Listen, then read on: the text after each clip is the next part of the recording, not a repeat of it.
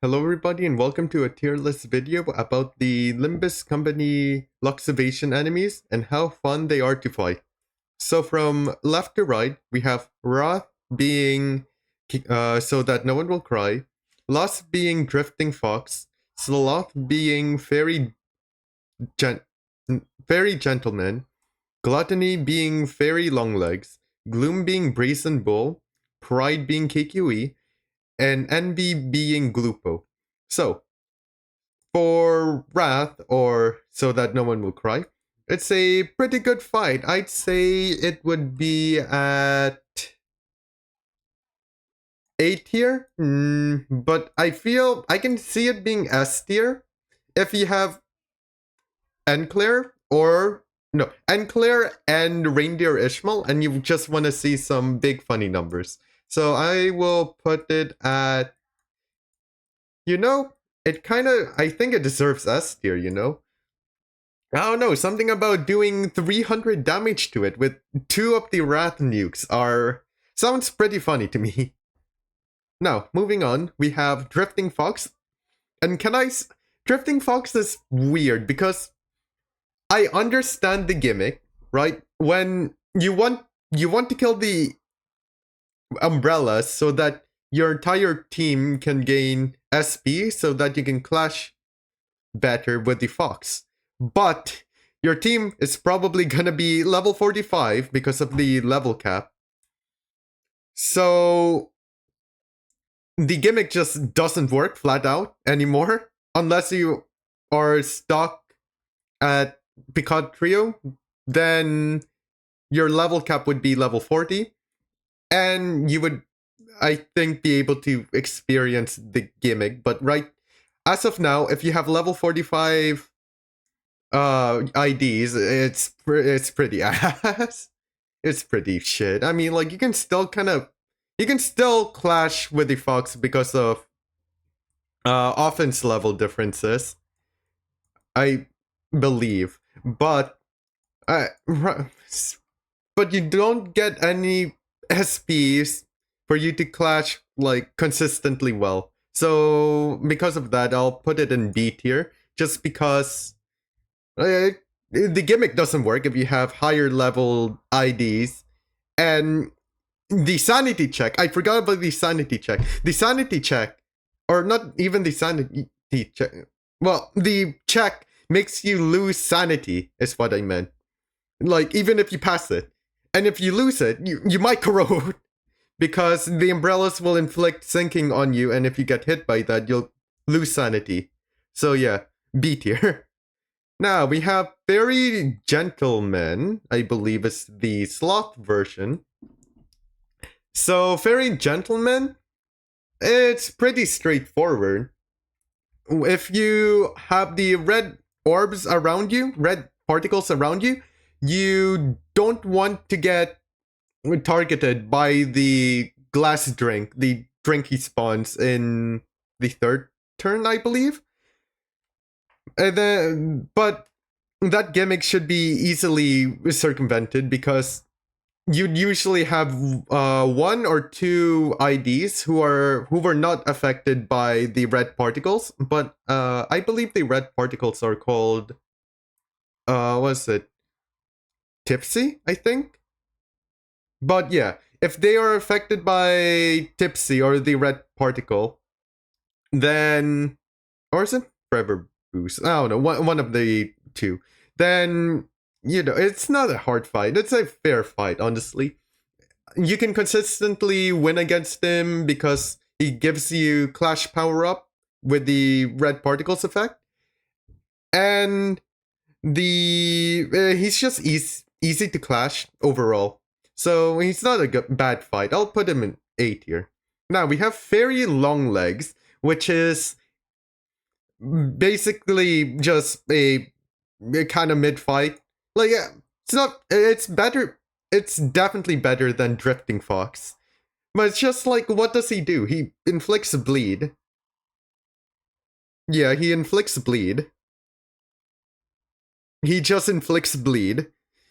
And I guess you can target the head for more to inflict fragile to the head, and therefore the entire like abnormality part if you broke like another part.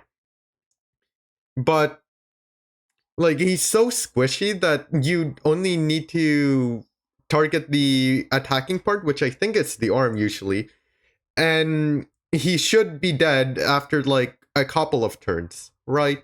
So he's kind of mid. He doesn't like bring anything to the table. He doesn't have like a cool gimmick. I mean, he does spawn a plant, but like that plant can be clashed with. Honestly, you don't even need egos for that plant. Just use like a strong skill 3 and you should be fine.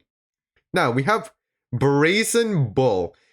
Okay, Brazen Bull is interesting because I used to hate this guy with a burning passion because I could not clash with any of his moves, right? But once you can clash with him, he turns into like, I don't know, it's weird because you want to clash with his sloth skill so that he exposes his head, and then you want to target the head because once you break the head or stagger the head, both of the body part, or yeah, the head and the body will be staggered and you can just wail on him. But getting to that part isn't that bad. So I'll put him above Fairy Gentleman because it's honestly a fun fight if you can clash. If you can't clash with him, because I know he clashes like 16. He rolls 16 with most of his skills. Then he's like D tier because he can't really experience the gimmick at all. Right? I guess he can because the sloth skills are like they clash at a low amount. But you have to survive for like 2 turns or 3 turns to get to the head part. And at that point, you might not have enough HP and you might be staggered. So yeah, but if you have max units, then it's a B tier kind of fight, you know? Actually, yeah, I think I actually like Bull. I'll put it above Fairy Gentleman, yeah.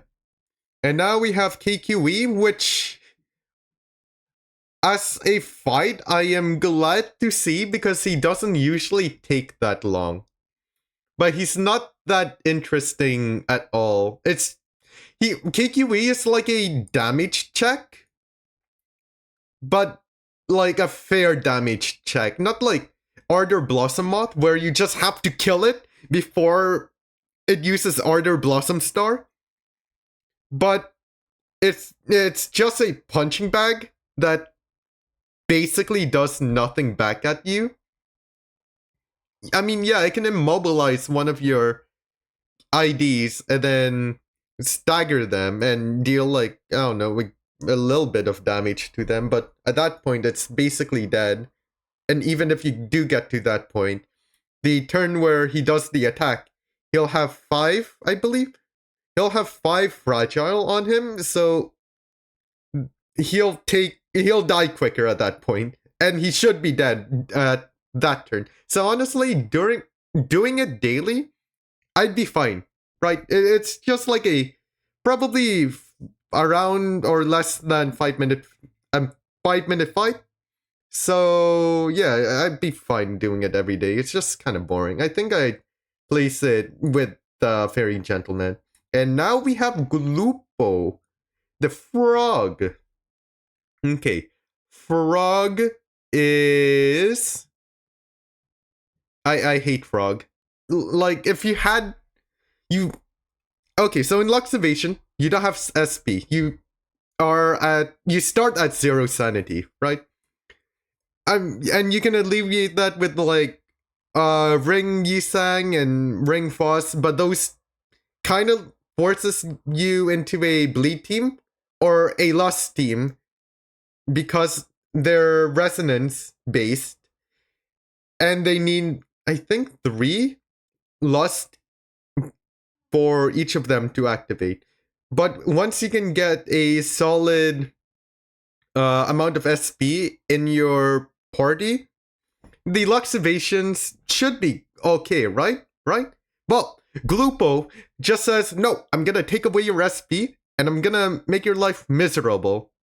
Now, I know the main gimmick is that you don't want to break the ice at all, right? Which, fair enough, you shouldn't be able to break the ice, or at least from when I play that Luxcavation, because it has like all right bulk, right?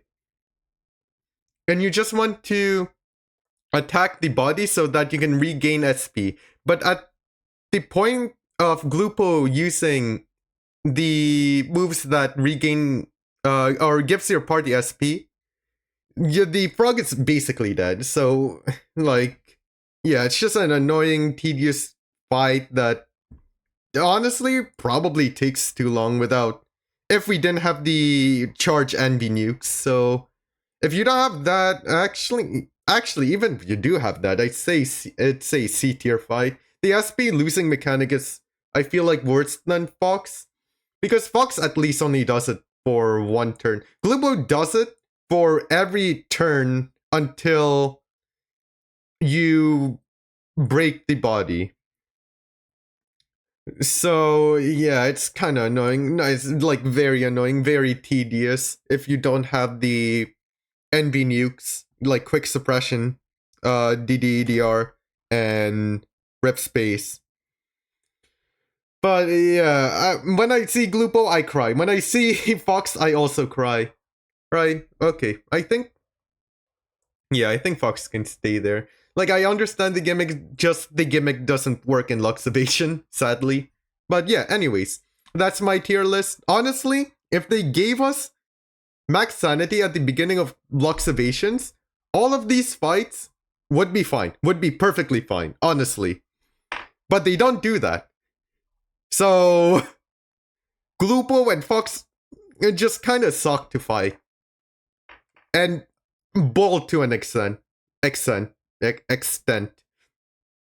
But yeah, that's my tier list, my take on the Luxcavation enemies. And yeah, I hope you have a good rest of your day after watching this video. And I hope that you'll watch another video. Alright, bye.